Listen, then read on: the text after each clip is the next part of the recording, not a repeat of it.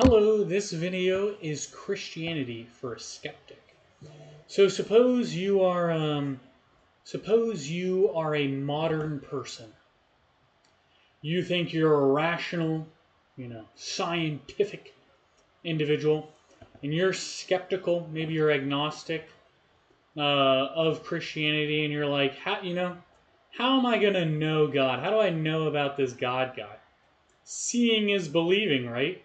If I can't see it with my eyes, then how can I believe it?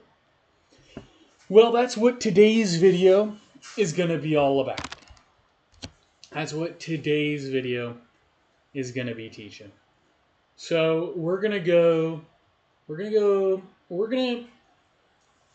backtrack to around the 1200s and a well-known Christian mystic named Meister Eckhart. So he was a Christian mystic. There's a lot of theologians who use, arguments or ideas to try to get to God. He chose the experiential approach. He's like, I want to experience it for myself. I want to find out. And so, what did he say? Well, he said,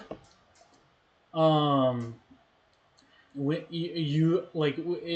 terms of talking about God, it is this when the soul is taken in its bare, naked intellective essence or ground, which Eckhart characterizes as an uncreated, eternal aspect of the soul, one related unequivocally, not analogically to its creator.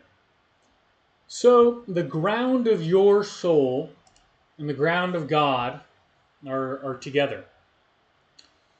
And so what does that mean, right? To a lay person or to a normal person, what does that even mean? So if you can experientially, right, look beyond the body, if you can stay in that space, and if you can look at the soul or the awareness that knows of the thought that's popping up in your head right now of this guy's talking crazy or this is nonsense. That very awareness, that part of you that's been there when you were a child, when you were 5, when you were 10, when you were 20, the same you that stayed consistent, the very awareness that knows of your thoughts, feelings, sensations, body, and mind. That awareness, that's right there. That's unequivocally part or tethered to God. And so that's one way, is to know that there's something beyond the physical. That opens the door. Okay, we got an experiential approach. Now, if that kind of direct approach doesn't work for you, there's tons of meditation and prayer techniques online where you can experience some kind of union. So we got an experiential approach. Skeptics, they want to be able to experience it, so that's one way. The second is kind of love with others. When we feel no longer when it's no longer all about us, and we feel super connected and in love with like a partner or with friends or with family, there's a sense, and this is more of an emotional thing. There's a sense that there's something greater. That love is truly the most important thing, and that recognition that love feels so amazing that's what every pop song is about. I think shows us that it's not just Darwinian. We're here to survive and reproduce. Why does love feel so incredible, so amazing, so connecting? Why is it the thing every pop song talks about, people crave, the whole world cares about, is love. Love with a partner, love with friends, love with family. Because it's the thing that matters, and that's how God designed us.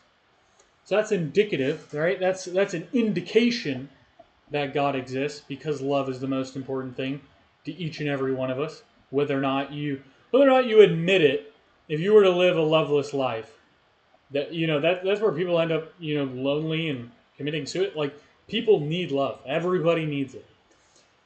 And so next, where'd you find it?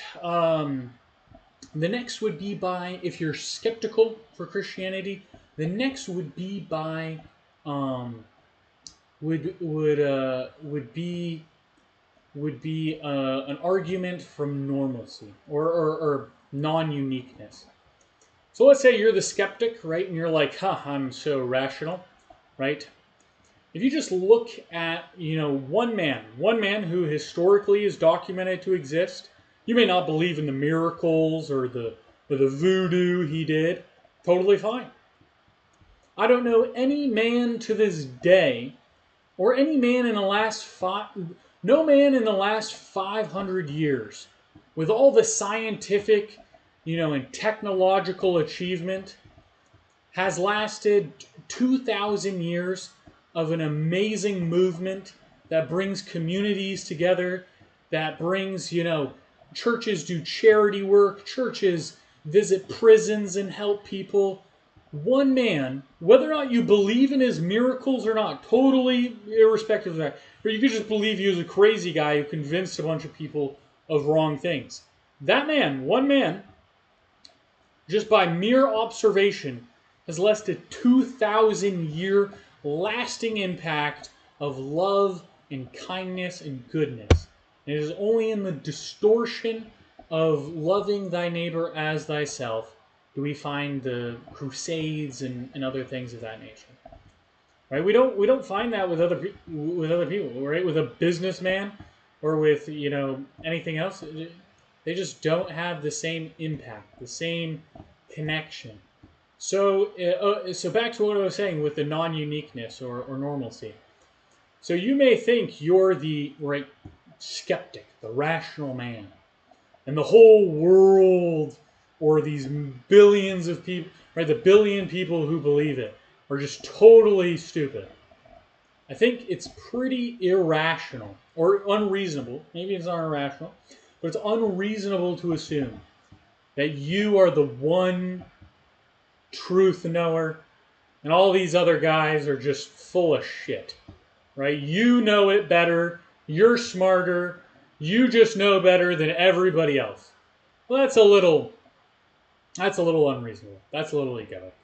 I think maybe you should take some genuine curiosity. Okay, I'm seeing people, pray.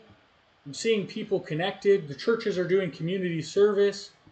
Maybe I should take a look into this. Maybe I should see if this got things open. That just opens the door for a skeptic because it's like, I mean, hey, a billion people, like hundreds of thousands of people in every generation believing in it, creating monuments, communities. Maybe it's got something to it. Maybe I don't know everything, and maybe there's something to it. Just a thought, right? Just a thought.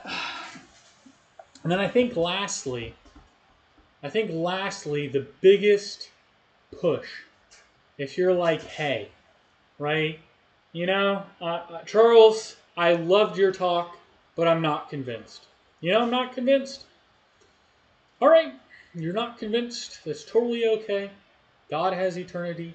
He always loves you and he'll be there for you. Why don't you take an examination? How has your life been? Give me an honest rating. How has your life been, all in all? Has it been strawberries and orgasms and joy and peace and freedom and connection with others and abundance in the world and safety and protection? Has it been the optimal? Has every year when you check your New Year's resolutions, are you hitting them? Has your life been, right? If you look back 5 years, 10 years, are you where you thought you'd be? Has everything made you happy?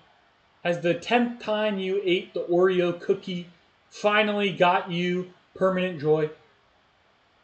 Just honestly think about it. It is totally up to you. Just spend a minute. Have I really had the ultimate joy, the lasting peace that I've been looking for? That I try to fill with either alcohol and parties or worldly financial success? Have I found the lasting sense of peace and fulfillment that my brain constantly craves?